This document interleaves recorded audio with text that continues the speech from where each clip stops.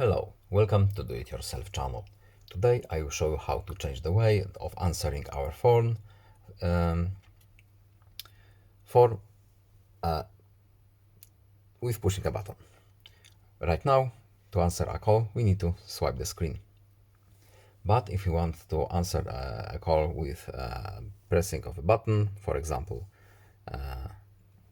volume up, we have to go to settings.